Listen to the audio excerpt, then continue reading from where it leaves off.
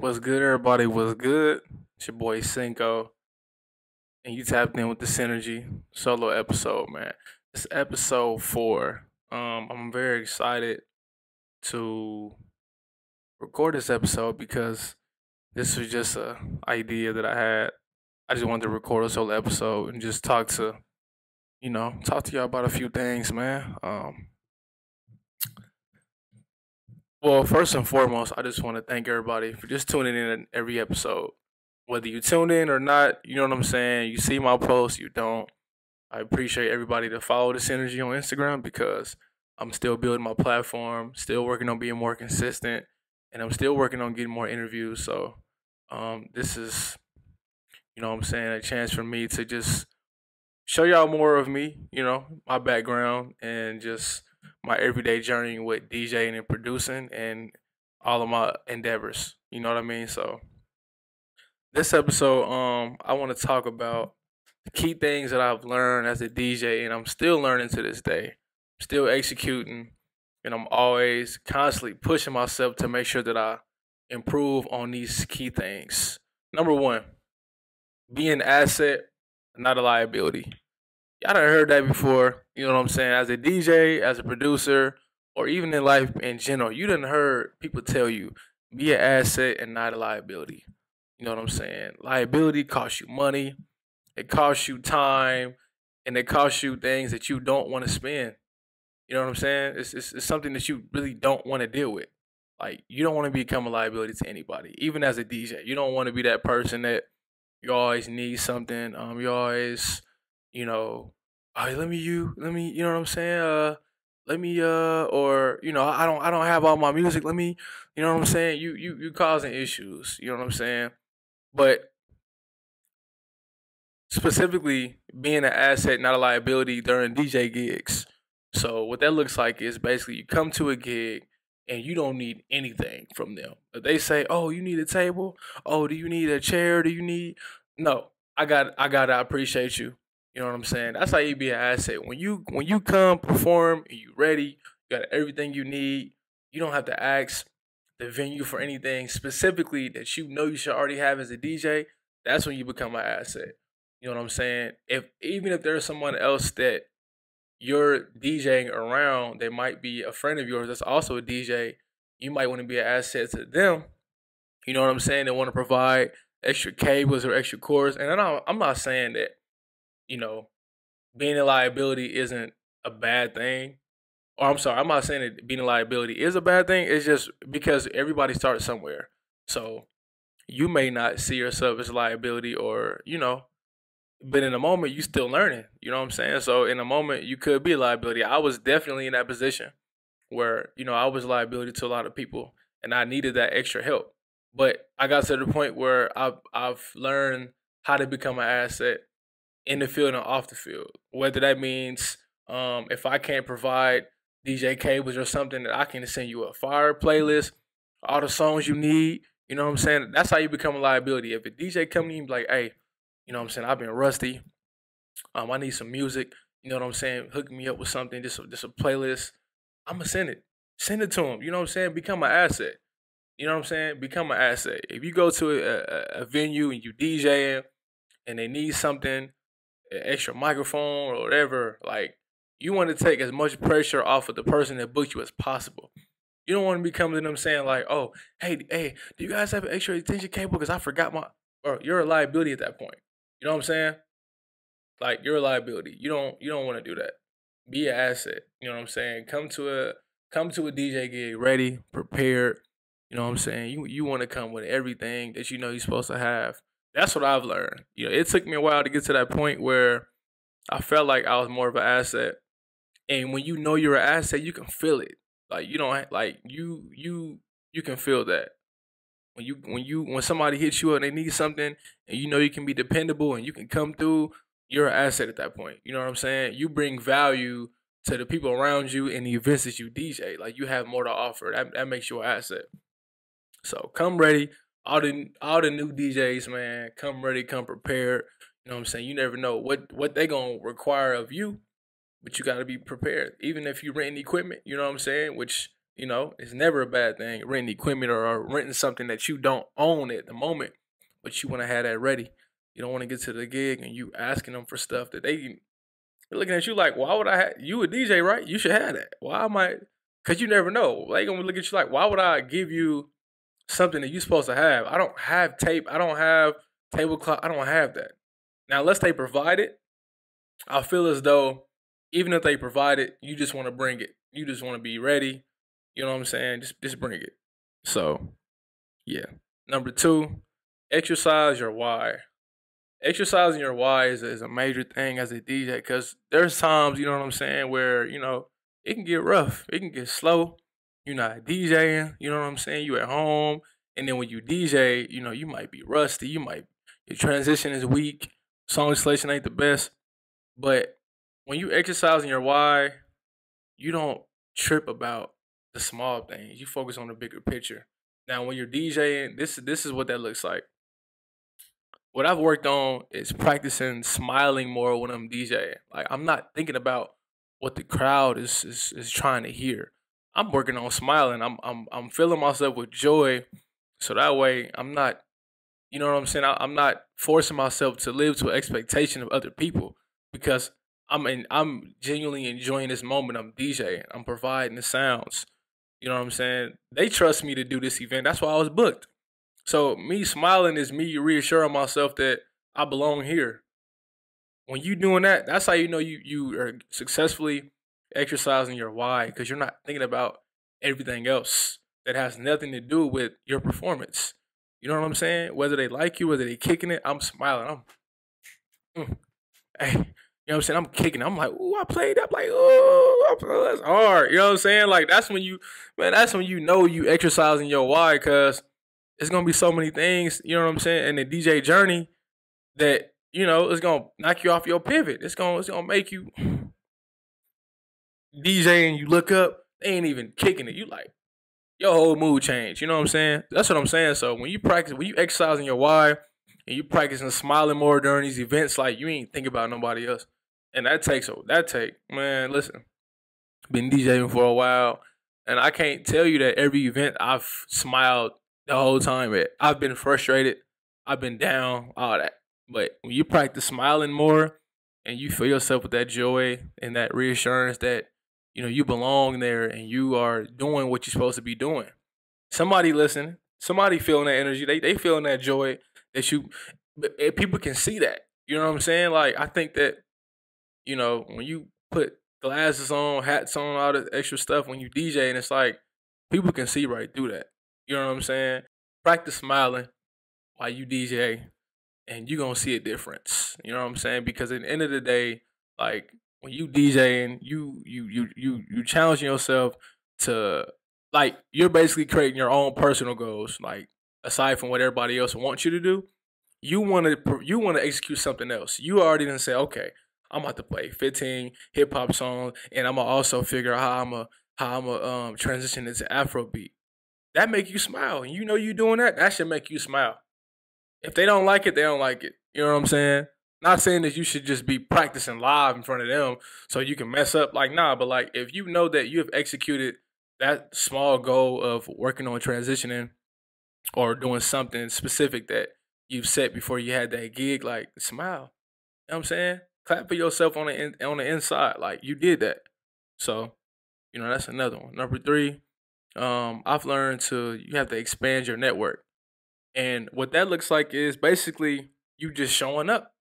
You know what I'm saying? And I'm still learning this. I'm still executing this to this day, but you have to show up. You know what I'm saying? You have to expand your network like with anything. You know what I'm saying? Whether you trying to get a new job or whatever, like you have to expand it. You have to get to know more people.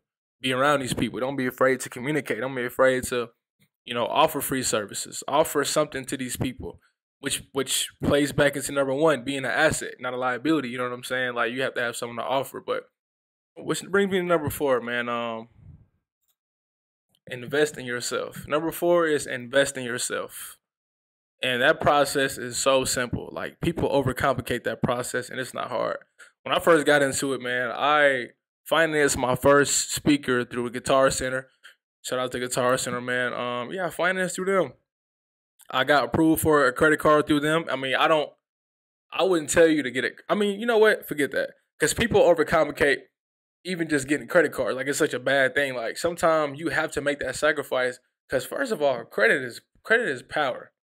You know what I'm saying? If you financing a speaker, which is something you love to do, which will ultimately allow you to increase your limit to finance more things that you're going to need to make the process easier, rather than have to buy out all the equipment. And it's going to boost your credit. You know what I'm saying? So I don't know why people overcomplicate that. Anyway, so finance a $350 speaker to JBL 15, two way. I had one speaker, cool. Bought a DJ stand, cool. Then I ended up buying another JBL 15 two way, like 2 months down the line or something like that. So I already had that one. That one, while I had that one speaker, I was still renting equipment because that's just the one that I had. So had a plug on a rental. You know what I'm saying? Easy. Then I ended up buying that other one. Now I got two speakers, so I'm good. I ain't got to rent no more. I bought two DJ stands off of like Craigslist, which is still under 1,000 for two speakers and two stands. People spending $1,400 on two speakers. You don't need to do that.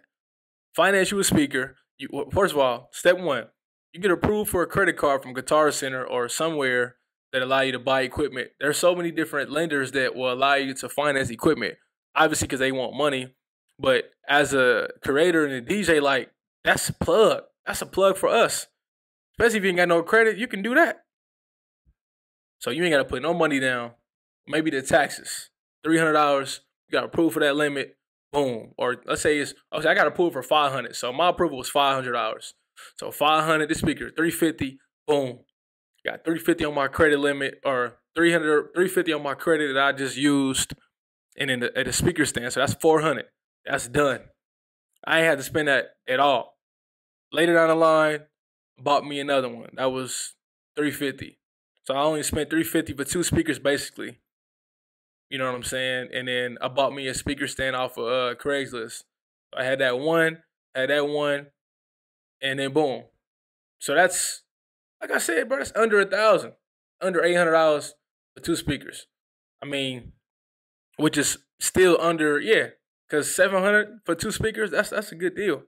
You know what I'm saying? Like it can be simple. It ain't got to be that. I know I'm talking in circles, but I promise you, if you know, you know. And even with that, you can buy a Behringer, a 5-channel mixer. You know what I'm saying? And you got your extra cables. You got the two XLRs going to the mixer. Like it's simple, but you have to invest in yourself. I learned the hard way. You know what I'm saying? I was renting equipment for a long time, and to this day, like still have to rent every now and then and rent equipment because you might not have the speakers that you might need for an event. You may have two speakers that aren't loud enough to execute a 600 person event. You know what I'm saying? So you're going to have to do that. There's nothing wrong with that.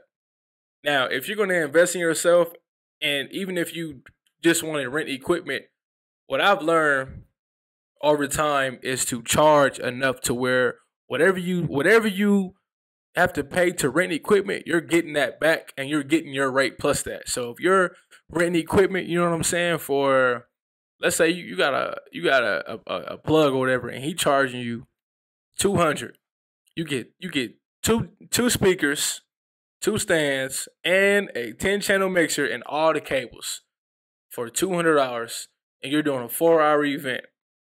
So what you must do, if you want to do this to make that money back, this is what you can do. Let's say you charge $200 an hour already. 200 times 4 is $800. So you want $800 for this event. 250 times 4, that's 1,000.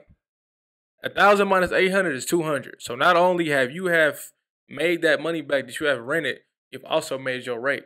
You know what I'm saying? A lot of y'all might already know this, but like I said, I learned this the hard way. And this goes into that investing in yourself, because you can still, find ways to finesse the process or whatever until you're at a point where you can. But thinking that way is good, because not only will you make that money, but you're also covering that rental, and you can use the money you're getting to pay for more equipment. You see what I'm saying? So it's like it could work out in all different ways. So, which brings me to my last point. which is be about your business.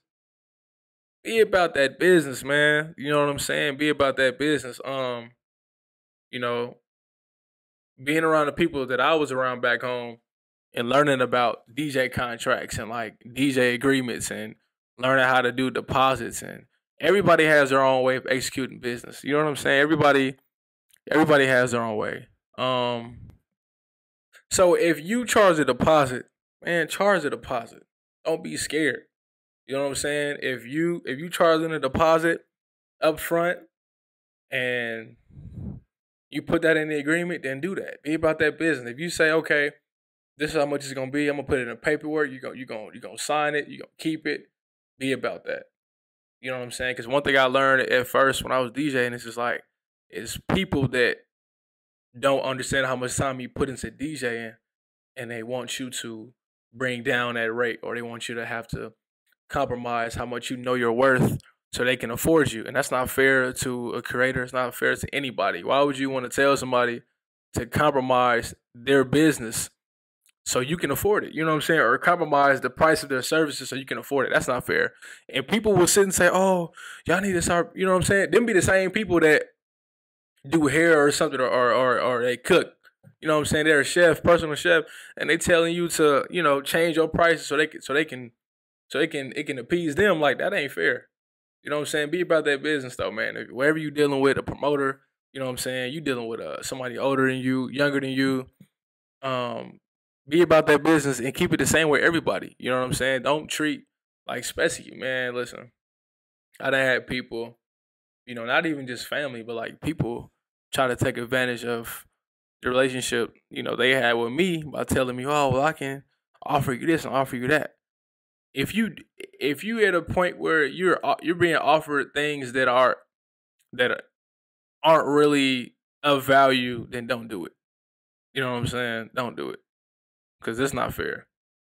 You put in a lot of work, and you don't deserve to be cheated out your, you know what I'm saying, cheated out your business. Like, you don't deserve that. So, DJ to DJ, you know what I'm saying? Y'all, these are 5 things that I've learned, still learning as a DJ.